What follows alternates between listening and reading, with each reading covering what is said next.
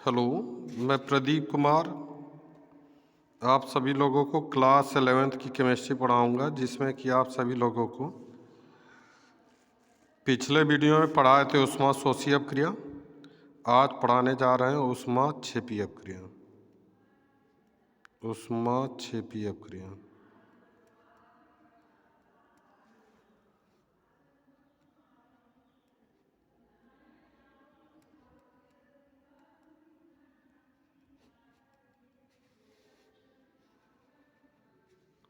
ऊष्मा क्षेपी अपक्रिया इसको कहते हैं एक्जोथर्मिक रिएक्शन।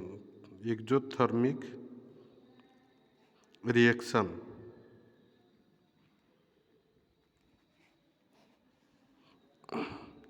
तो यहाँ पर होता है कि यहाँ पे हेडिंग से ही मालूम हो जा रहा है कि अब देखिए यहाँ पर होगा ऊष्मा मीन्स ऊष्मा तो होता ही है, क्षेपी मीन्स होता है निकलना या उत्सर्जित होना। यानी कि यहाँ पे अपक्रिया भी है, तो यानी कि ऐसी अपक्रिया हो सकती है कि जिसमें ऊष्मा स्वयं उत्सर्जित होती है। तो ऐसी अपक्रिया को क्या कह सकते हैं? ऊष्मा क्षेपी अपक्रिया। यानी कि कह सकते हैं कि ऐसी अपक्रिया जिसमें ऊष्मा स्वयं उत्सर्जित होने लगती है, तो उस अपक्रिया को क्या कहते हैं? ऊष्मा क्षेपी अपक्रिया कहते हैं। जैसे हम लोग देखे भी होंगे कि घर में जो चूना लगाया जाता है, चूना जो पोता जाता है, तो उस चूने को जब पानी में लाकर भिगोते हैं तो तुरंत वह खौलने लगता है, अपने आप उसमें ऊष्मा निकलने लगती है। तो ऐसी अपक्रिया को क्या कहते हैं? ऊष्मा क्षेपी अपक्रिया कहते हैं। और उसी प्रकार से अगर देखेंगे तो जो ही अगर लकड़ी को जलाते हैं, लकड़ी को जो ही जलाएंगे तुरंत उसमें से ऊष्मा निकलने लगेगी। तो लकड़ी का जलना भी क्या कहलाएगा? ऊष्मा क्षेपी अपक्रिया कहलाएगी। क्योंकि लकड़ी में जो कार्बन होता है वह कार्बन वायु से अपक्रिया करके वायु की उपस्थिति में जलकर कार्बन डाइऑक्साइड देता है या कार्बन मोनोऑक्साइड देता है, जो कि ऊष्मा क्षेपी अपक्रिया का एक उदाहरण है। तो कह सकते हैं कि ऐसी अपक्रिया जिसमें ऊष्मा स्वयं उत्सर्जित होती रहती है, तो ऐसी अपक्रिया को क्या कहते हैं? ऊष्मा क्षेपी अपक्रिया कहते हैं। तो यहाँ पर लिख सकते हैं कि ऐसी अपक्रिया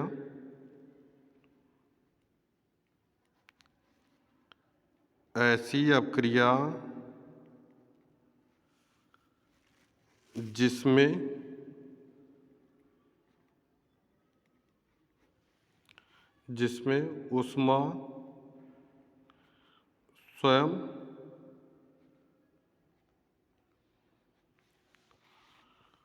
उत्सर्जित होती रहती है, उत्सर्जित होती है, ऊष्मा क्षेपी अपक्रिया कहलाती है। ऊष्मा क्षेपी अपक्रिया कहलाती है।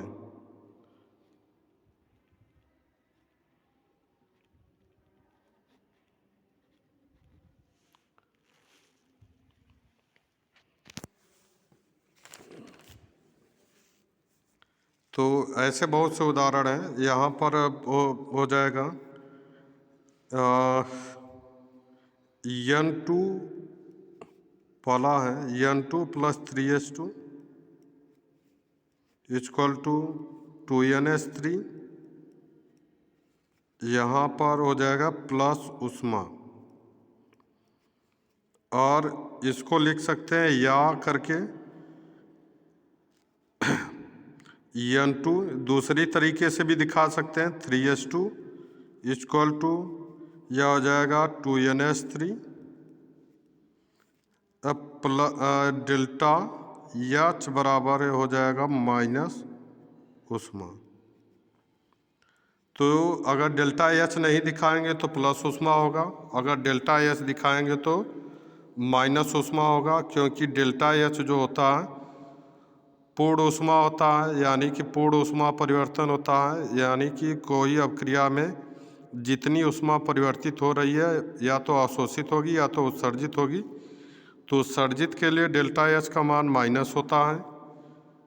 अगर डेल्टा एच नहीं दिखाते हैं तो यहाँ पे प्लस ऊष्मा होगा, क्योंकि अगर इस प्लस ऊष्मा को इधर लाएंगे,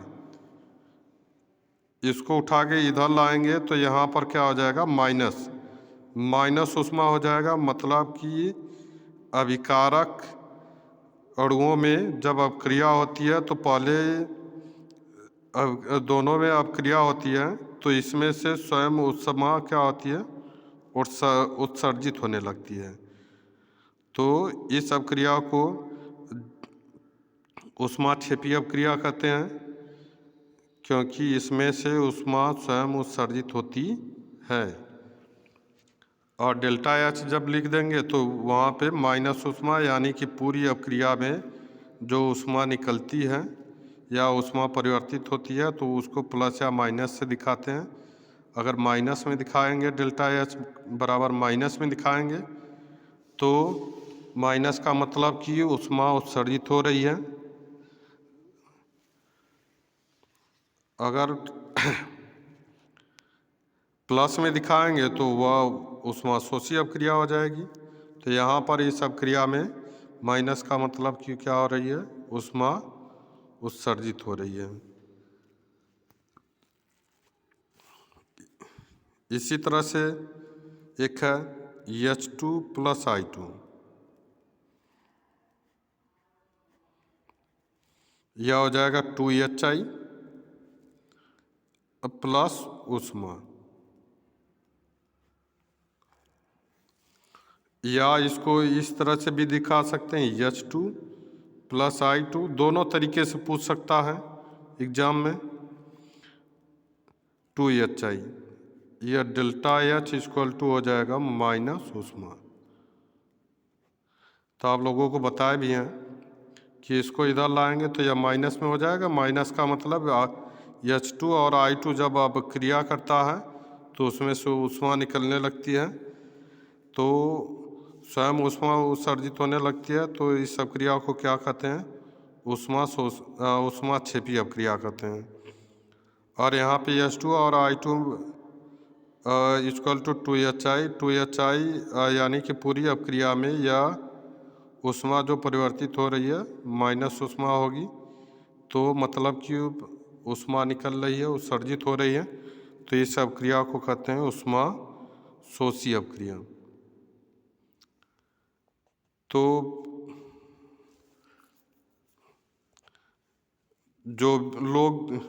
जिन लोगों को वीडियो पसंद आएगा वह भाई वीडियो को एक लाइक कर दीजिए, और दूसरी बात कि इसको शेयर भी करिए अपने दोस्तों में। और सबसे बड़ी बात कि अगर वीडियो चाहते हैं, नेक्स्ट वीडियो चाहते हैं, तो वह वीडियो को सब्सक्राइब कर लें, ताकि जो भी वीडियो यूट्यूब पर अपलोड होता है तुरंत आपके पास पहुंचता रहे, आपके नोटिफिकेशन वाले लाइन में पहुंच जाएगा। जो ही वीडियो अपलोड होगा तुरंत आपके नोटिफिकेशन लाइन में पहुंच जाएगा। Thank you.